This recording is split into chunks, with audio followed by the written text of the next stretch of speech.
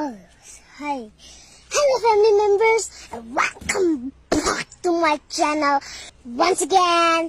And first of all, don't forget to subscribe my channel. ඔන්න ඉතින් මම අදත් ඔයාලට අරන් ඇවිල්ලා තියෙන්නේ රස කෑමක් හදාගන්න විදිය. ඉතින් මම මේක ෆස්ට් ටයිම් තමයි හදන්නේ.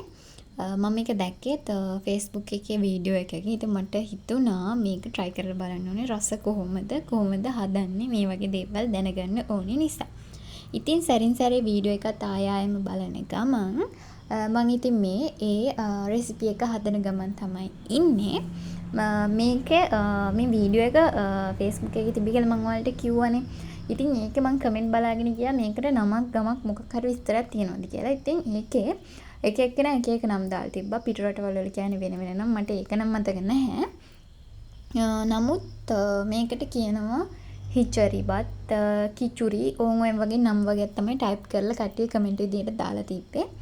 ඉතින් මේක එක එක්කෙනාගේ කැමැත්ත විදිහට එක එක දේවල් තව දේවල් ඇඩ් කරලා හදන විදිහ ඒ වීඩියෝ එක පහල කමෙන්ට් කරලා තිබ්බම දැක්කා. ඉතින් මේක එතකොට එකම විදිහකට හදන රෙසිපි එකක් නිශ්චිත රෙසිපි එකක් තියෙනවා කියලා කියන්න අමාරුයි. ඉතින් ඒ වීඩියෝ එකේ තිබිච්ච අමුද්‍රව්‍ය ටිකක් හොයාගෙන තමයි මම මේක මේ හදන්න පටන් ගත්තේ.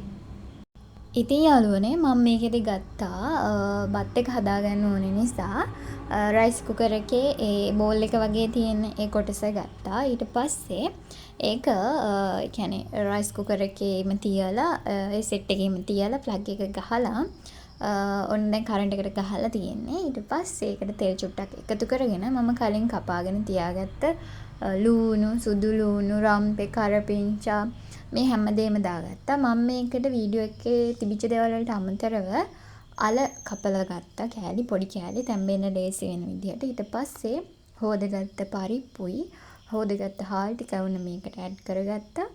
ඊට පස්සේ අවශ්‍ය ප්‍රමාණයට ලුණු කුඩු, අවශ්‍ය ප්‍රමාණයට කහ කුඩු මේ දේවලුත් උන් එකතු කරගෙන හොඳට දැන් කවලම් කරගත්තා. මුලින්ම කියන්න ඕනේ අර රම්පේ කරපිංච ටික තෙලේ චුට්ටක් කියන්නේ ටෙම්පරාදු වේගෙන වගේ එනකොට මම ඊට පස්සේ කියපු පරිප්පු ටික, හාල් ටික, අල ටික ඒ ටික එකතු කරගත්තා. ඊට පස්සේ දැන් හාල් පරිප්පු අල ටික තැම්බෙන්නත් ඕනනේ. කියන්නේ මේක සාමාන්‍යයෙන් අපි හාල් රයිස් කුකර් එකට දාලා බත් එක හදා ගන්නවා වගේම තමයි. අමතරව මේකට පරිප්පු, අල, සුදු ලූණු ඒ ටික තමයි එකතු කරගත්තේ. ඊට පස්සේ මේ ටික තැම්බෙන්න අවශ්‍ය ප්‍රමාණයට වතුර එකතු කරගෙන ඔන්න වහලා තිබ්බා. ඊට පස්සේ මට මතක් වුණා ෆ්‍රිජ් එකේ තිබ්බ මුකුණු වෙන්න. ඉතින් මුකුණු වෙන දණු ටිකකුත් ඔන්න සෝදලා කඩලා මේකටම දැම්මා. ඔන්න මේ තමයි දැන් බත් එක හැදිලා තියෙන්නේ. මේ ඔයාලට පේනවනේ දුම් දාගෙන හරිම ලස්සන පාටට තියෙනවා කහ පාටට කහ බත් එකක් වගේ. ඉතින් මේක අර ලේසි කට්ටියට මේ වෙන වෙනම මාළු පිණි නැත්නම් ව්‍යංජන හදලා බත් එක වෙනම හදලා කනවට වැඩිය කම්මැලි හිතිච්ච වෙලාවක මේ විදියට try කරලා බලන්න.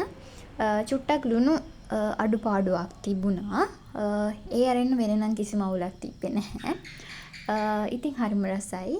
මේක නොදන්න දෙයක් නෙමෙයි කියලා මම හිතනවා මේ වීඩියෝ එක බලන ඔයාලා.